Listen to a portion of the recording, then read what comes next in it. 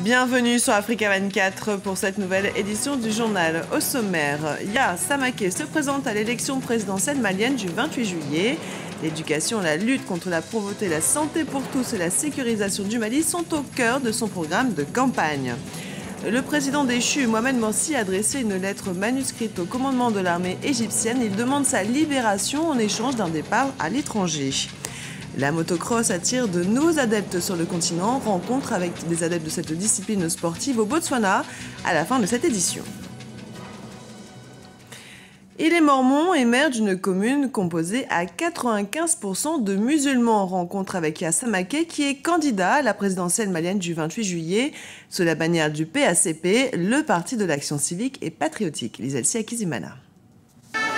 Candidat à la présidentielle du 28 juillet, Yaa Samaké porte les idéaux de son parti PACP, Parti de l'Action civique et patriotique.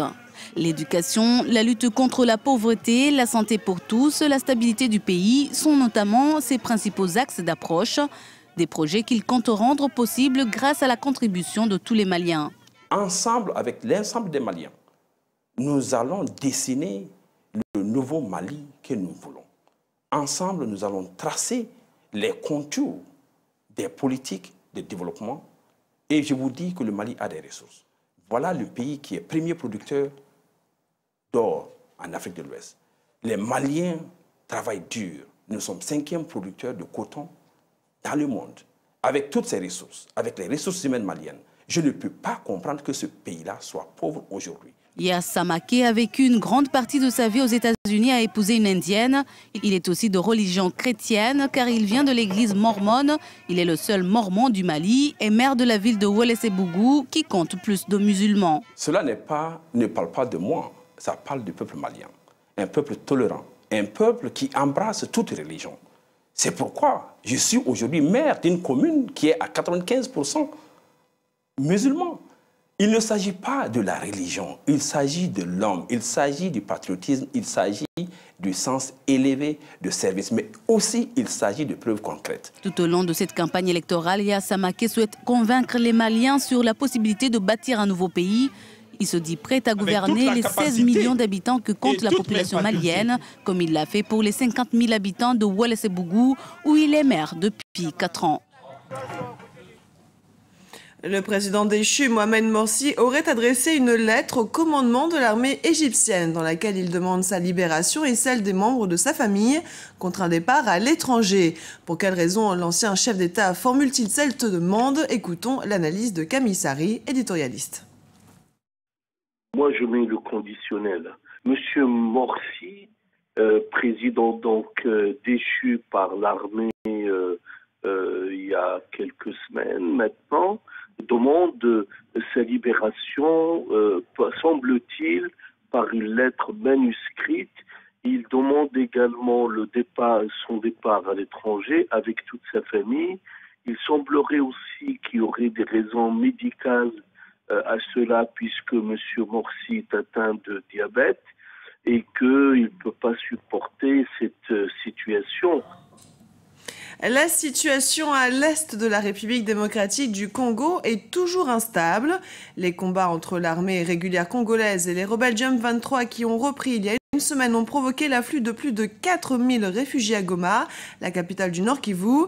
Samedi, des centaines de personnes ont manifesté pour la deuxième journée consécutive dans cette province située à l'est du pays pour dénoncer les violences qui agitent la région. Un rassemblement qui avait pour but de pointer du doigt la gestion de la crise par le président Joseph Kabila, jugé incompétent dans la neutralisation des rebelles qui déstabilisent la région. En 2008, les sacs plastiques ont été déclarés hors la loi au Rwanda du fait des effets néfastes sur l'environnement, mais surtout de la pollution visuelle. Les résultats obtenus 5 ans après font de la capitale de ce pays l'une des villes les plus propres du continent, comme nous l'explique notre envoyé spécial à Kigali, Daniel Aboki. Grâce à cette interdiction, le Rwanda a enregistré une diminution de 80% de la pollution visuelle. Plus de sachets plastiques ambulants dans les rues de Kigali et sur toute l'étendue du territoire. Cette matière non biodégradable a désormais laissé place aux enveloppes papier utilisées sur le marché.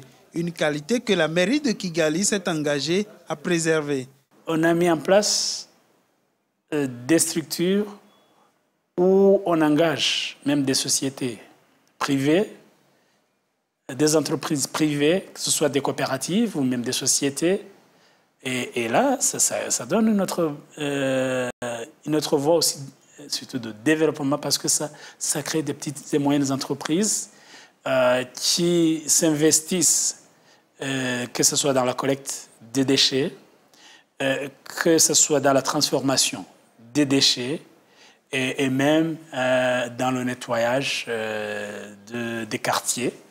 La mairie de Kigali consacre environ 1% de son budget à la propreté de cette ville. Un petit investissement qui a un impact positif sur le tourisme, pièce maîtresse de l'économie rwandaise. Au niveau du PIB, il est à 3,7%, qui est la contribution directe. Nous estimons la contribution indirecte à peu près à 7%. Mais je pense que ce qui est aussi très important, comme je disais au niveau de l'exportation, nous avons donc l'exportation des marchandises et des services. Le tourisme est le premier en service, mais aussi le premier au niveau de la totalité. L'année dernière, nous avons eu une contribution de 282 millions de dollars, qui en totalité était plus élevée que l'exportation totale des marchandises. Aujourd'hui, la capitale devient même une référence pour certains pays comme le Niger ou encore le Bénin, qui viennent s'inspirer de l'expérience rwandaise.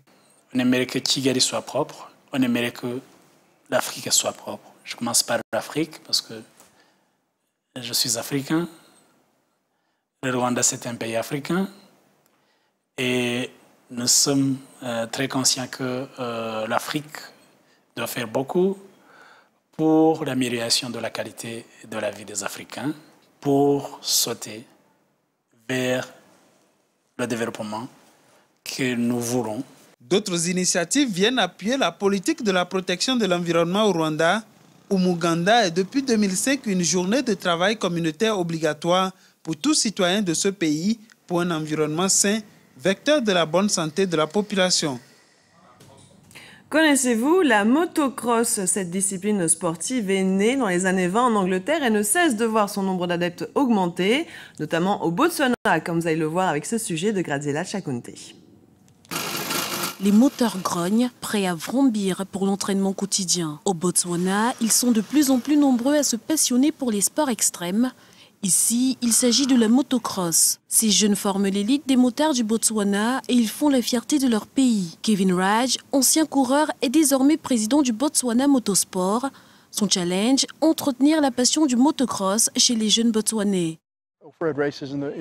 Nous avons un des plus grands clubs avec une des plus larges pistes du continent. Le motocross est un sport immensément populaire ici au Botswana. Au cours des dernières années, les membres du club de motocross ont été sélectionnés pour participer à des compétitions nationales et continentales, offrant ainsi l'opportunité à des dizaines de jeunes de rejoindre les équipes professionnelles de course. Désormais, tous aspirent à la même finalité. Je m'entraîne tous les samedis après-midi, mais tous les dimanches à l'aube, je me rends sur les pistes pour m'entraîner davantage. J'essaie cependant de me focaliser sur l'école pendant la semaine, mais le week-end, je dois m'entraîner. La quasi-totalité des jeunes coureurs ont gagné leur expérience ici même au Botswana, sous la direction du Gaborone Motor Club. Le club est actuellement en train d'essayer d'obtenir des terres pour construire des pistes supplémentaires qui permettraient la mise en place d'un clubhouse pour tout type de sport motorisé. Ce journal a été préparé par l'ensemble de la rédaction. Merci pour votre fidélité. Dans un instant, une nouvelle édition de l'information sur Africa 24.